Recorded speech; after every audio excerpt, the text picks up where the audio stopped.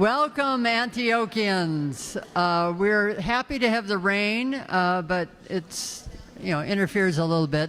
We're going to do the whole class picture in this room after Jane speaks, so we don't have to do it on the rain. We'll figure that out.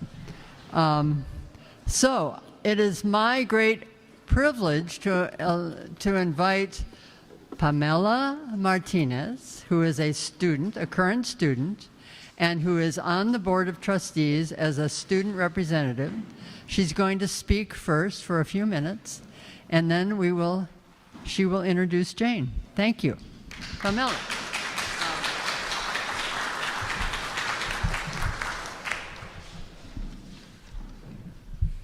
Hello, everyone. My name is Pamela. Ace told me not to move the mic. Am I allowed to move the mic? I can move it a little bit. Okay, sorry. Okay. All right. Hello, everyone. My name is Pamela, and I'm sorry to say that I'm not a very good public speaker. Sorry, I'm trying to find my phone so I can look at my notes because I'm not a very good public speaker. But I did feel like it was very important for me to address a room full of this college's legacy. Sorry. Okay. All right. Everyone can hear me. All right. For the fourth time, I'm not a very good public speaker. But I would like to thank you here for being present with me today. A couple of announcements before I begin. Right after this will be the reunion photo, as was mentioned by Catherine. And if it's still raining, it will be in here. But if it's not, it might be outside, is what I was told to tell you. Dinner has been moved up to 6 p.m., so you guys will get fed earlier, which, yay! And the Arts Festival has been extended due to the problematic weather, so it's going to be today in the gym right outside that way.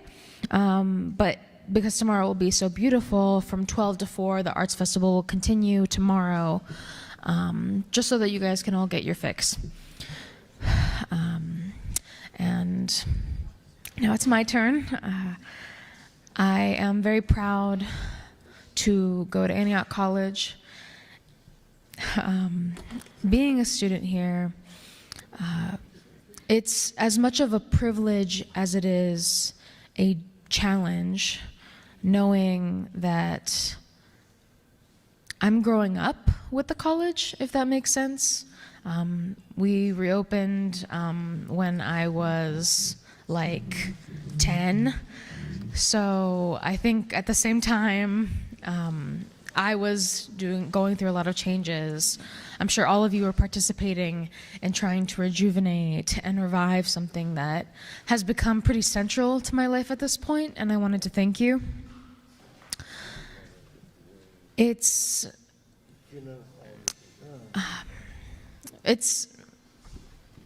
I've never thought that I would participate in something as big and as sorry, I'm so nervous.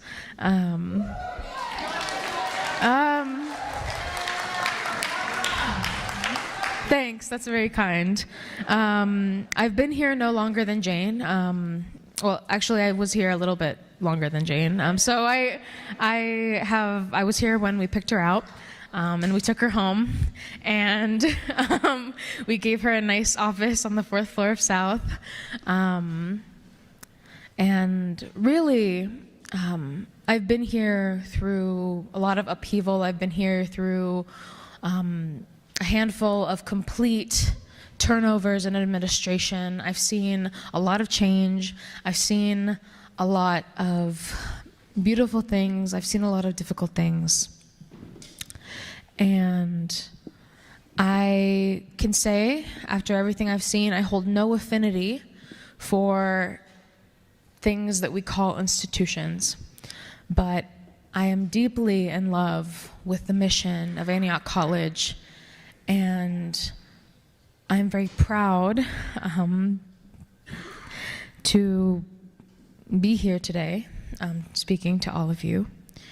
And this college will never be anything more or anything less than the people who continue to embody what Antioch is. It will never be anything more or anything less than the wonderful people who work here and the students that keep this place alive.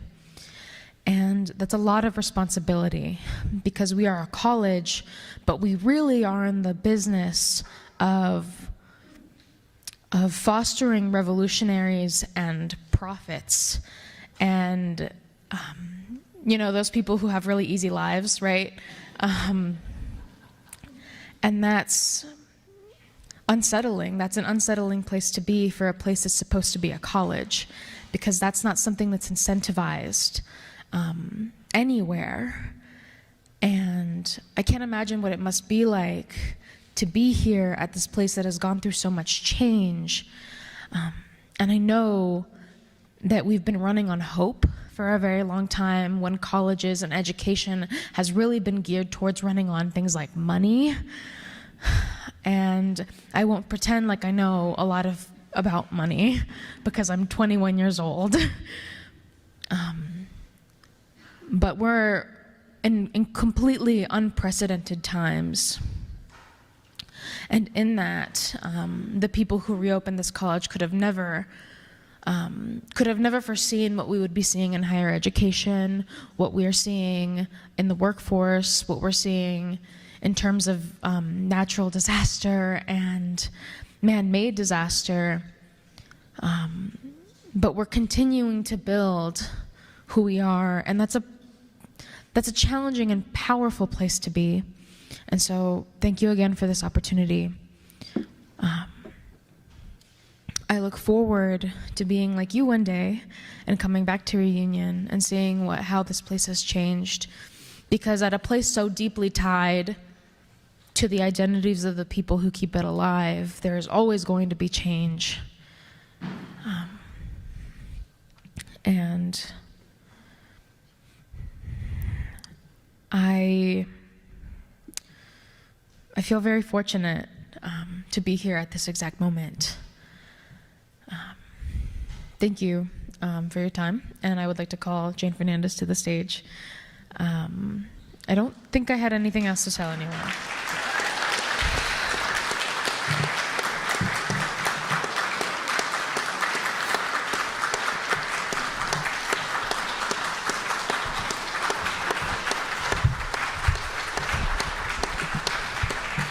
Mic check. Mic check. Can everybody hear me in the back?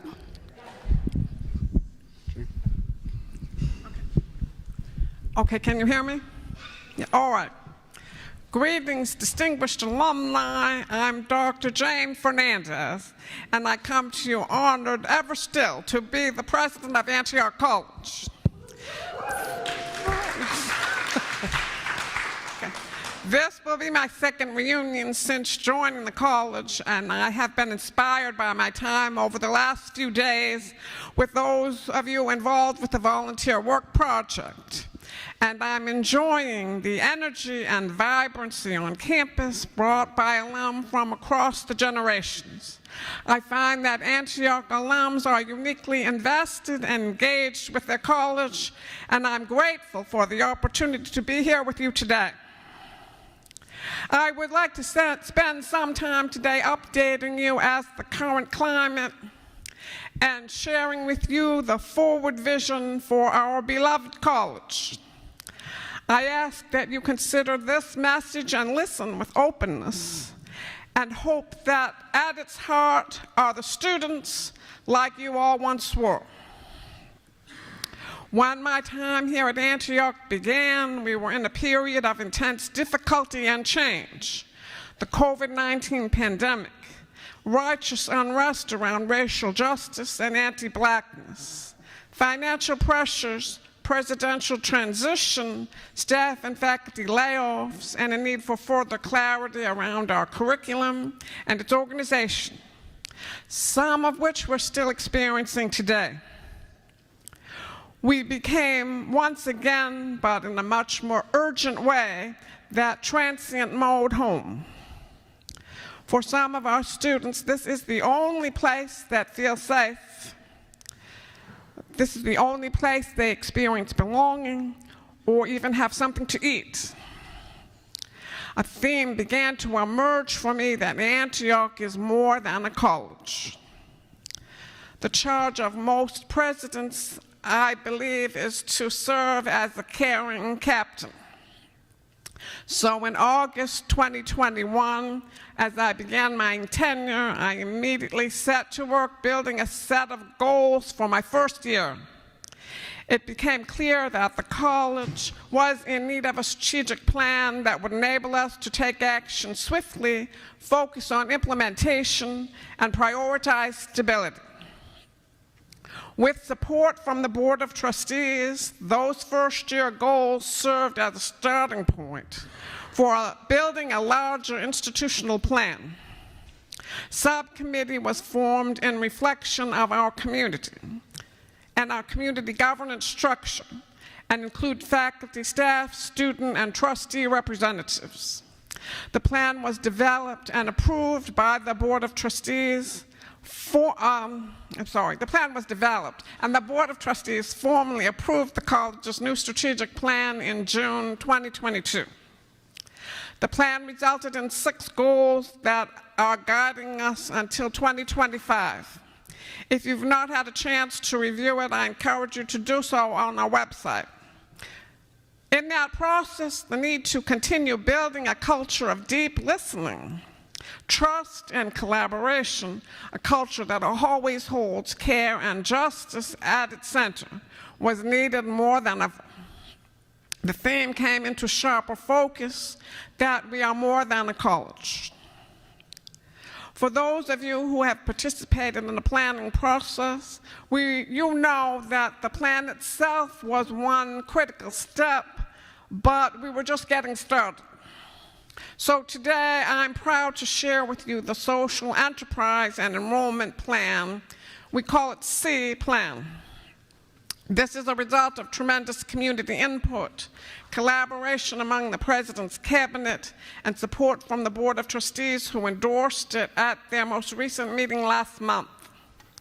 The C Plan supports the achievement of all 6 strategic plan goals by operationalizing strategies around financial sustainability and enrollment, growth, and by articulating our unique value as an institution.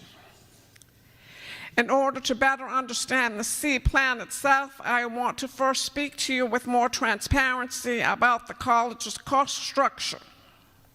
As a group of our most valued partners, it's critical to me that you have some understanding of where we are.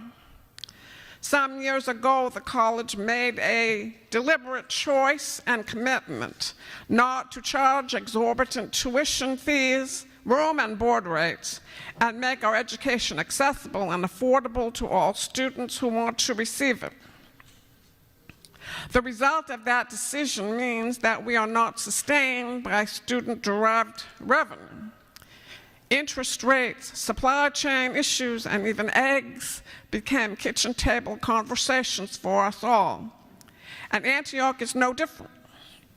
Unfortunately, our financial model has not proven sustainable or effective in supporting strategic growth, because it actually means, if you think about it, the more students we have doesn't result in more revenue. Where other colleges, more students means more revenue, we have more and more, we want more and more students, but it's not going to result in revenue. That is our problem. So last fall, we made difficult decisions to begin bringing our operating costs in line with our actual revenue and income through both expense reductions and what we call right-sizing the college, which included staff reductions. Those actions responded to immediate cash management needs, while beginning the work of identifying ongoing structural weaknesses in our financial model. So in January 2023, staff, faculty, and board gathered to assess existing budget and revealed persistent systemic gaps between sources of revenue and fixed costs. So in more detail, the strategy of providing free tuition, room, and board, augmented by paid work on campus, did not, as we previously planned, result in an influx of students or in increased retention.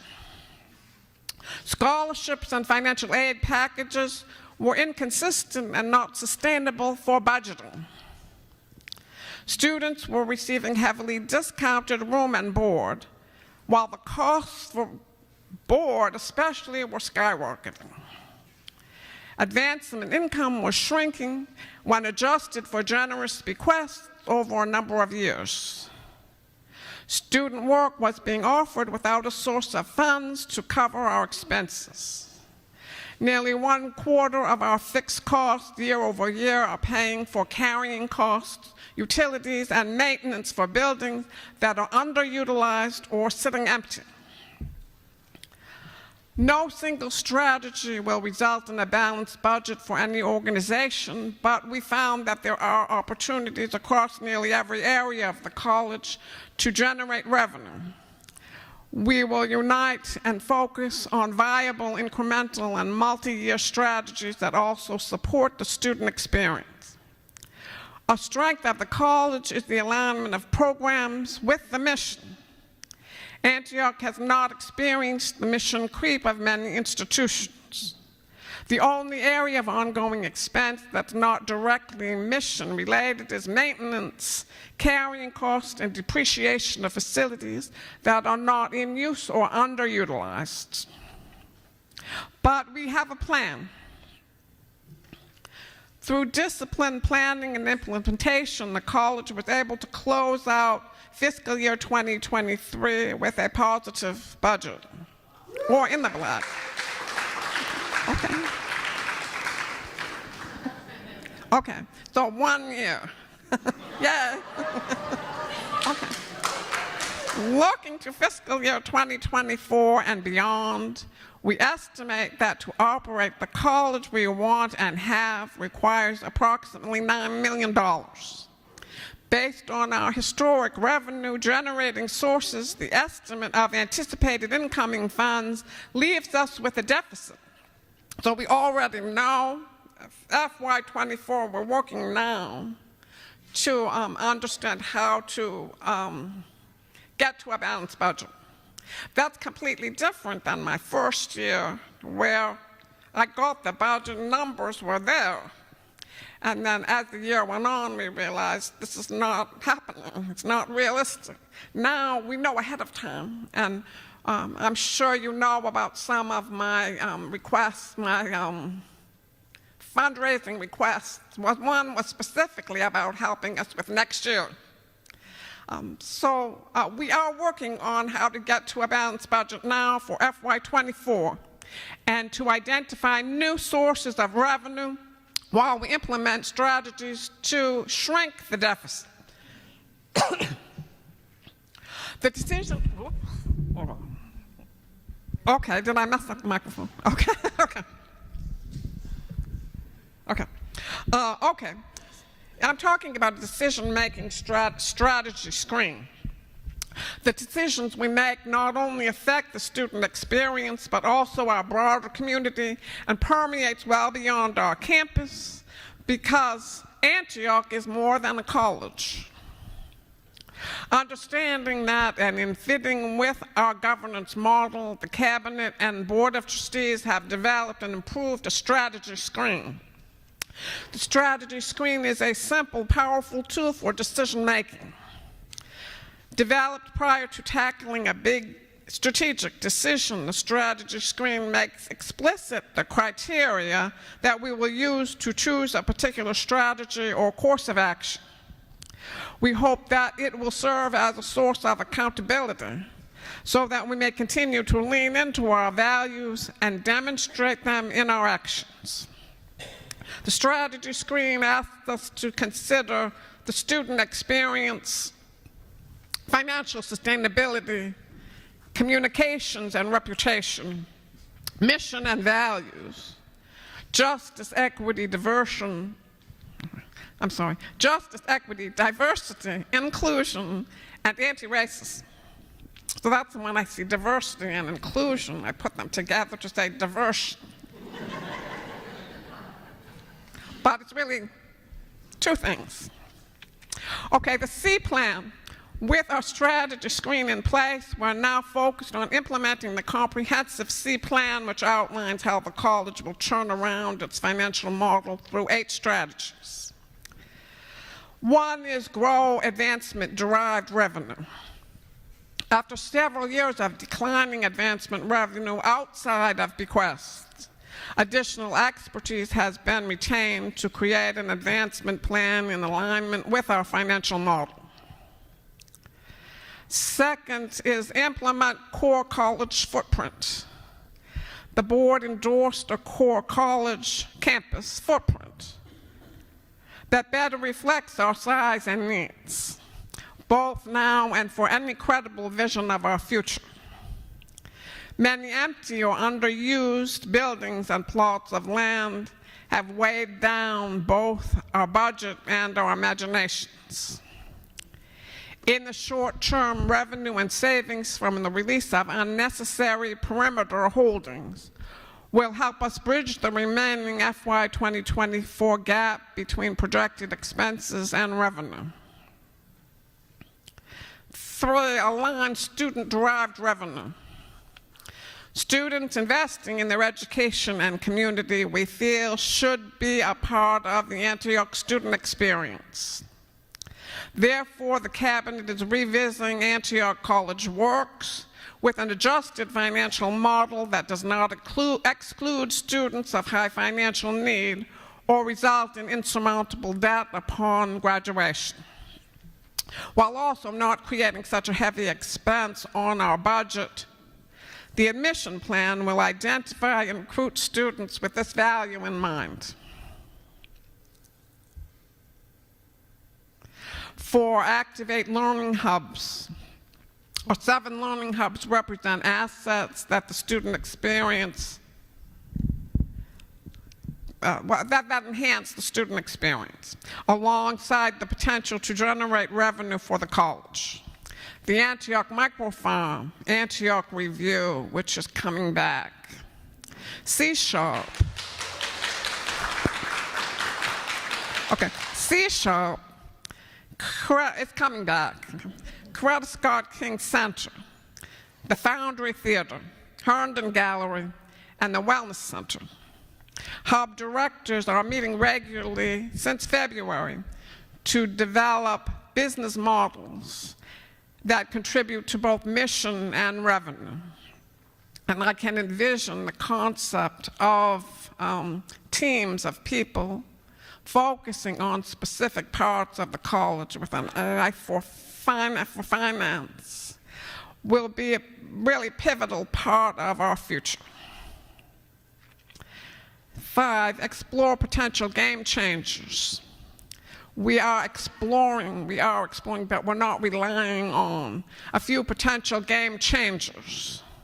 The most timely is our intent to apply for federal work college status, a work service learning model that we believe reflects our mission and identity, as well as an opportunity for increased funding and reputation. 6, assess non-payroll cost reduction strategies. While there are limited options here, we will continue to assess further cost reductions. This strategy will not resolve the deficit, but is part of a comprehensive model to a more efficient financial operation. 7 is to invest additional capacity incrementally. 8, monitor performance, evaluate results, and course correct as needed. As we finalize the C plan and its 8 strategies, I can tell you that many are already working. We've already seen an increase in student-derived revenue. Even last year, when we course corrected for the employment of students without knowing where the money's actually coming to pay them. So when we got everything in line, we saw a big improvement in our revenue. And so there's a number of things we can do to course correct from past strategies that will help us. So here are a few more things we have accomplished over recent weeks and months. We celebrated colloquia and commencement for the class of 2023. That was amazing commencement. And you know, if you're here, it's amazing. It's very moving, very deep, and I think it's very bonding experience. I know that the students who graduated from graduate school to self-employment will win the victories that they're expected to win. Our Antioch faculty, with the leadership of Provost Brian Norman, worked thoughtfully and swiftly to adopt a redesigned curriculum focused on interdisciplinary strengths and academic program distinction. This work brings critical coherence and distinction to our self-designed major. The first phase will be implemented in the fall of 2023, already planning for the implementation.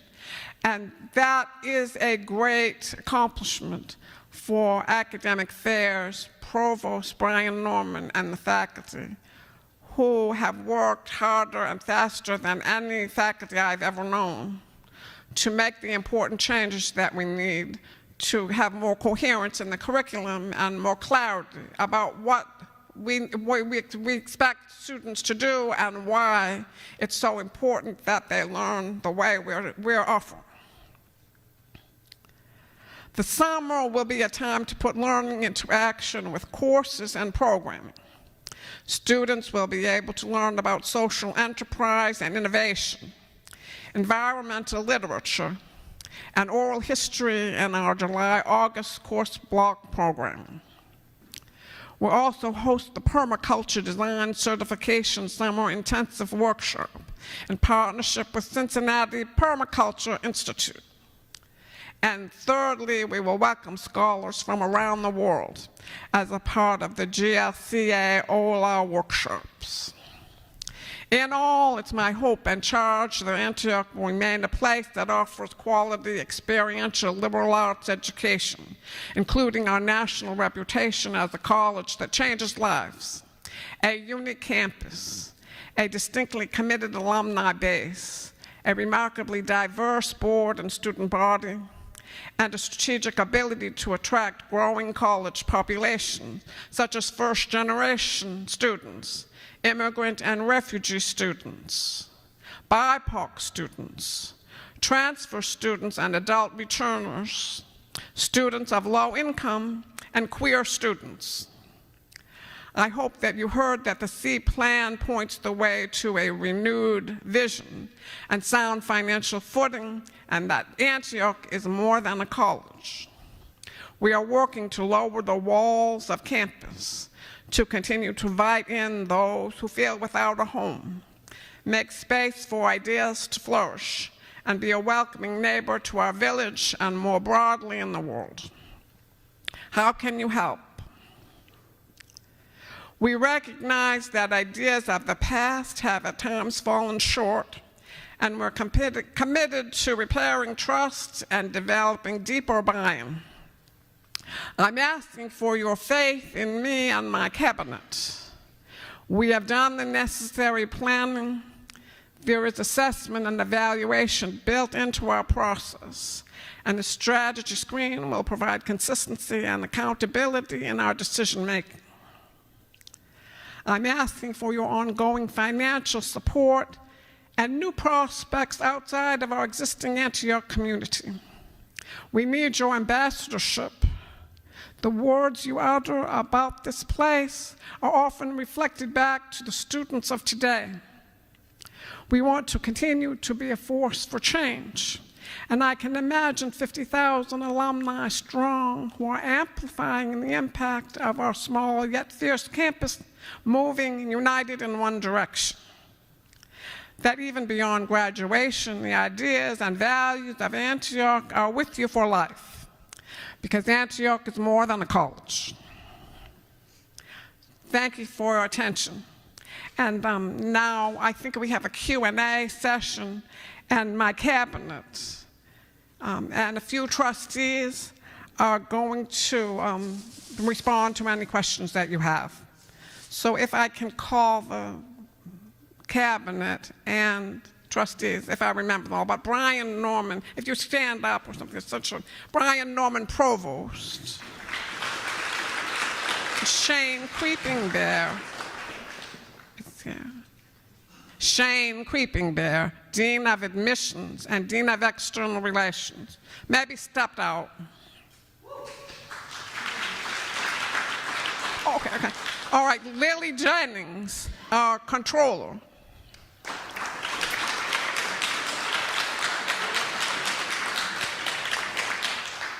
Okay. I think, is that all of the cabinet who are present? Hannah Montgomery is coming in on Zoom or online. Louisa Berry is our co-op, Dean of Co-op. Okay, anyone else I'm missing? Then trustees that I can remember, Shelby Chestnut, board chair.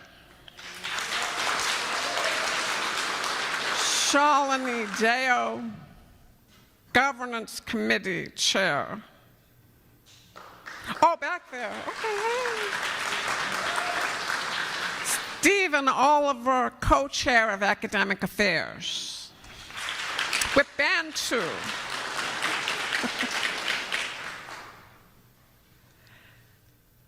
I forgot one member of the cabinet, but actually I can be forgiven because, anyway, Ace Xavier Portis, back there, please stand.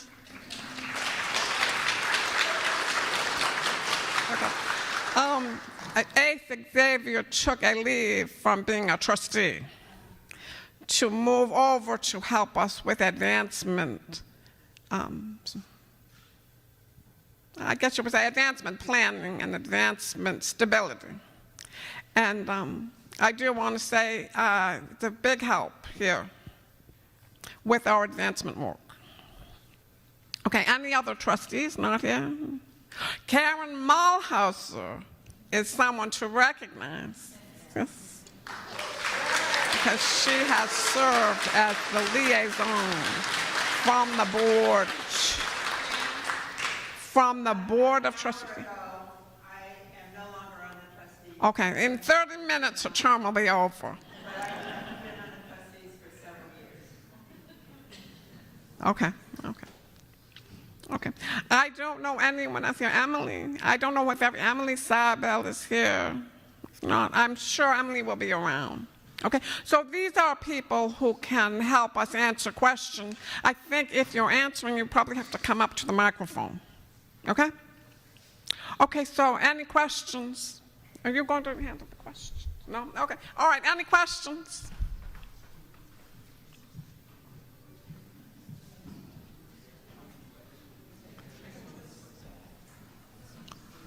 Oh, there is a microphone in the back? Sure. All right, I'm going to help Jane. So I saw a hand back there and then a couple here. So let's start with the gentleman in that lovely Pingham, whatever it's called. Thank you. My name is Mark Metzger, class of '83, a rare Antioch business major. Do we have a professional fundraiser?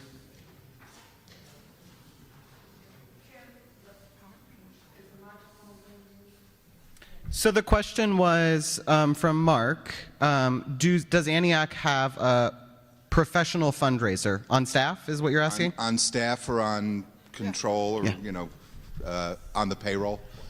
Yes, we have professional fundraisers on staff. Okay, how about outside of staff? Independent fundraiser, let's say. Not an actual Antioch person. Actually, Ace Xavier is a contractor from outside because he's not a permanent staff, but we contracted with him for help. And he's providing a lot of help. Is that the question? Yeah. And then additionally, Jane has retained Seaworthy Fundraising. If you're ever looking for a fundraising consulting firm in addition to Ace Xavier, Krista Orth runs a consulting firm that is helping with major gifts and a larger presidential initiative. Okay, thank you. Maybe I can add. I'm talking too much, but I'm sorry. Okay, we have initiated a President's Initiative, which is designed to create a major gift strategy for Antioch. As we understood through the C planning process, we have received major gifts since reopening, definitely lots of them, but not really with a strategy. Because mostly it's about people we know, and they have given us generously. In the past, they still give to us generously, but that's not really a strategy. So we're trying to create a strategy for developing major gifts from a broad, expansive base of donors. That they're big projects. That seems to be a good thing because you can only dip in the well so many times from the Lean into the mic, Mark. Oh, sorry. You can only dip into the well so many times from the existing people that, to me, it seems that we have to go outside of the well and find another couple of wells around. And there's, you have to spend some money to make some money. So maybe anyone in here want $1 million? Nobody wants $1 million? Because if you raise 10, maybe the school will give you 1. You know, there's ways to incentivize getting money. Definitely. Appreciate the question, and I think Jane identified that early on. So next I saw Penny, who you can't miss with those beautiful glasses. So Penny, can someone pass the mic to her?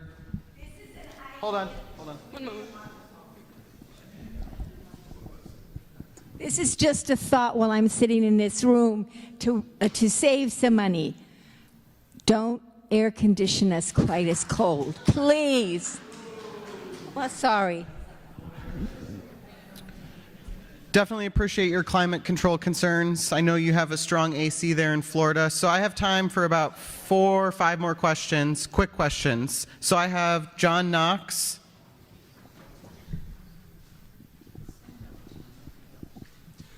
Thank you. Many of us have experience over the years with community government, and we know things have changed. There was no such thing as community meeting when I was part of CG, and I would love to hear what's happening with community government in terms of institutions that we were familiar with, like COMSOL and ADSOL, and also community manager.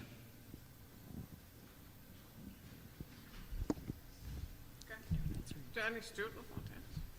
I mean, maybe some students want to answer about COMSEL, but in terms of community government as a whole, it takes a lot of work.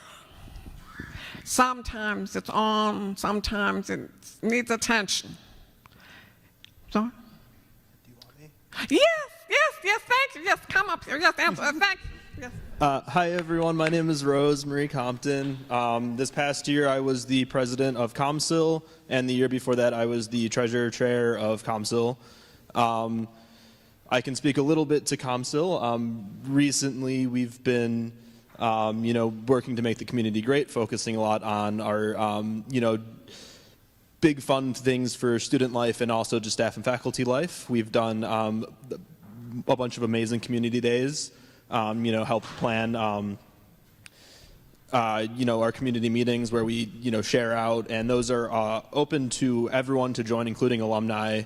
There are Zoom links that I believe go out through our mailing list. If you are interested to come in and see what our community meetings look like, we would love to have you in those through either Google Meets or Zoom. I don't know which one we're using now officially, but we have wonderful community days. We've had a lot of talks recently over the last year about trying to make Community Day even bigger, and not just the active community, but also extending that invitation out to people, alumni that would be able to make it in. We've had a lot of talk about trying to move the community day to overlap with volunteer work project so that the volunteer work crew would be here for that community day and be able to join it. And sometimes it's really lucky and it falls in. I think recently it did happen where it fell just kind of coincidentally, and it was great to have you all there during that community day, because community is so important to Antioch, and growing it and making it include everyone that is part of the Antioch community just makes those more impactful, for the students and also for alumni to be able to come back and be engaged with current students more than they can just during reunion. Hold on, we got to use mics because it's hard for folks to hear.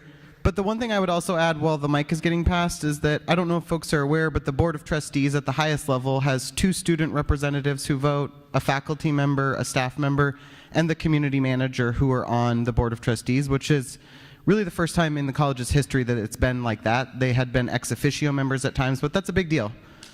So kudos to the students who we get to meet.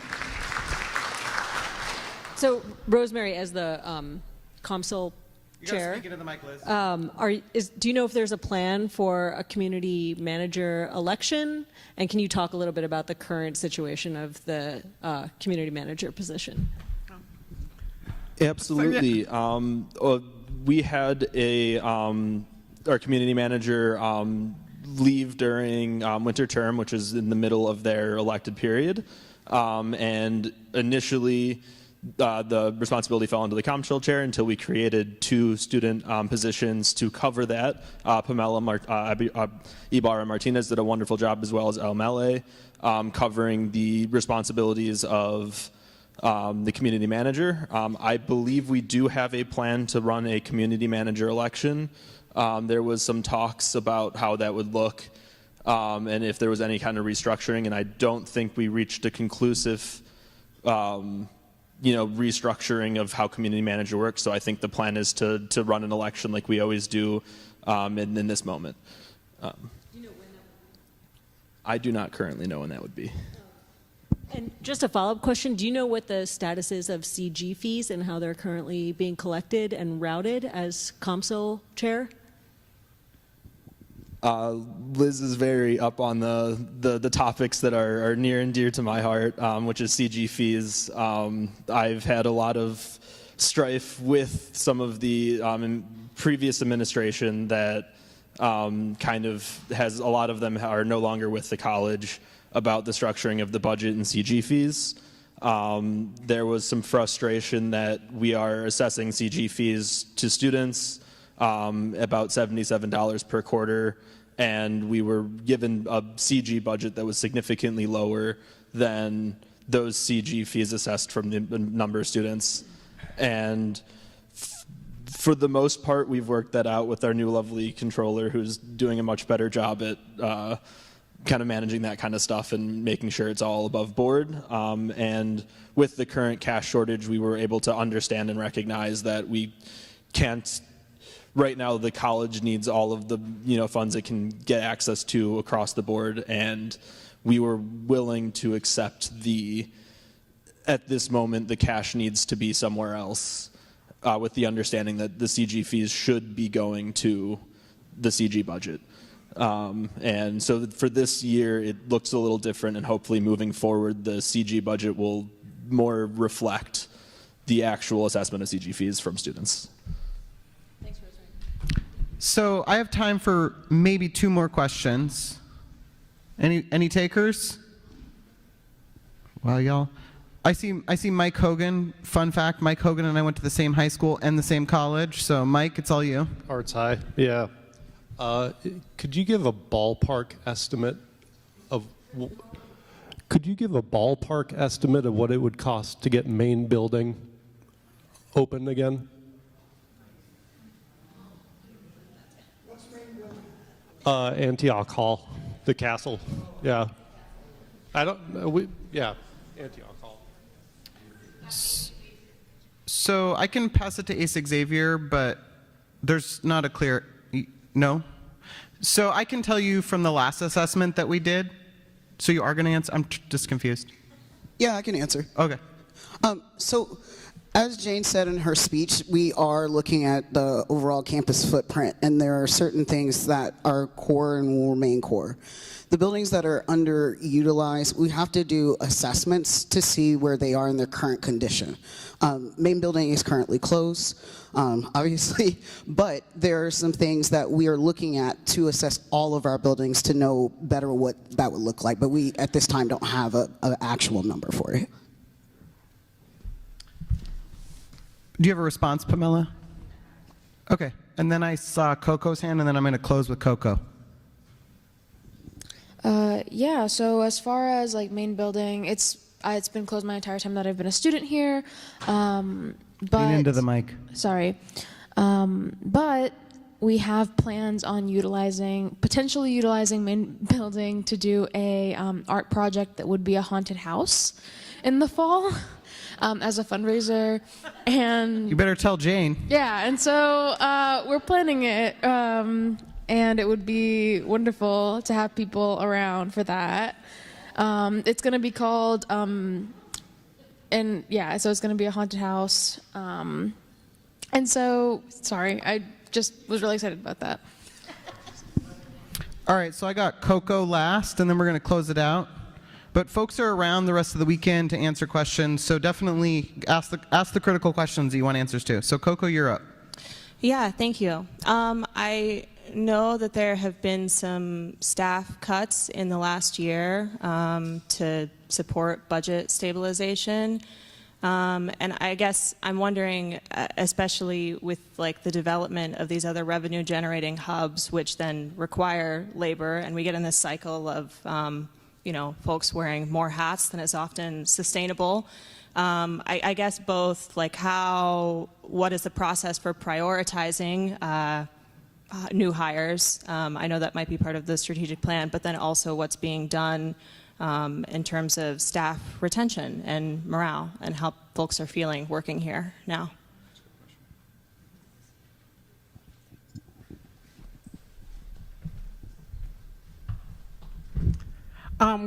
At this moment, I don't envision new hiring. But once we get the year underway, we can look at some key positions that we probably need to have that we don't have now. For example, we don't have marketing, paucity of marketing talent here. We definitely need that, but the budget is not in a position to hire. We have to see how well we are able to fill in the $2 million gap that we have in the FY 2024 budget before I could say exactly what a hiring plan will look like. And morale is certainly an ongoing issue. I would say everyone who works at Antioch is probably very tired and maybe not sure where the hope is. If there is hope, not sure where it is. And working here in the conditions that we're in right now is part of, I guess as Pamela said, it's part of being in love with this place and the people. So we're doing it, but it's not easy. And so maybe this is a good point. I don't know, Coco, I'm not giving a satisfactory answer, but it is the truth. And we have to help each other as much as we can. And possibly, I'm working on a concept I learned from an alum, David Southern, about possibly working as teams on specific issues, and maybe not so much in a hierarchy, but more as an integrated team so that people aren't thinking they have to do things by themselves. And we could pay more attention to finances as a priority for our organization. But I'm sure alumni morale is also not that great. Yeah? Sorry? Oh, Tom? Okay, I'm sorry. What? Anita want to say something? Okay. Hi, my name is Anita Brown. I am Jane's assistant and assistant to the board. So I work with Jane every day and with the board and with the staff. Sorry. I love working here. I absolutely love it. I love coming here. I love all of the people that I work with. We work very well in teams. We support each other. We go outside of our departments, and I work closely with people in facilities and finance and the registrar, and I think we're all doing a great job. We're chugging along, and I just love being a part of it. I just had to say that.